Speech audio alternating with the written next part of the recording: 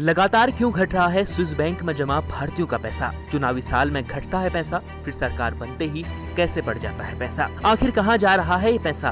क्या चुनाव में खर्च हो रहा है? 2011, 2013, 17, 2020 और 2021 में हुआ इजाफा, लेकिन अचानक क्यों घट रहा है भारतीयों का पैसा? एक सवाल है जिस पर भारत में बहस कभी नहीं थमती। सवाल काले धन से जुड़ा हुआ है और स्विस बैंकों में जमा भारतीयों के कथित काले धन पर देश में समय समय पर हंगामा और आंदोलन होता रहा है, लेकिन अचानक इसमें गिरावट आ गई है। स्विट्जरलैंड के केंद्रीय बैंक ने गुरुवार को कुछ आंकड़े रिलीज किए।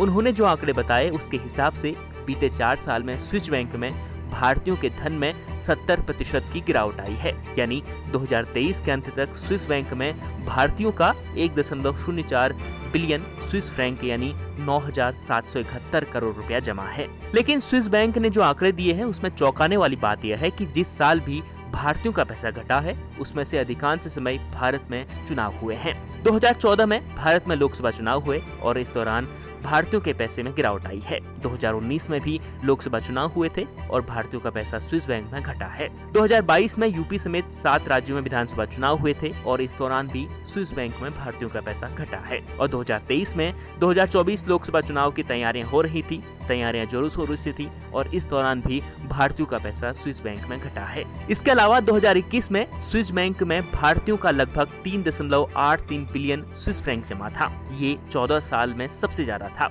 हालांकि इसकी वजह ब्रांड्स, सिक्योरिटीज और दूसरी फाइनेंशियल इंस्ट्रूमेंट्स में लगाए जाने वाले फंड्स में आई कमी को बताया गया।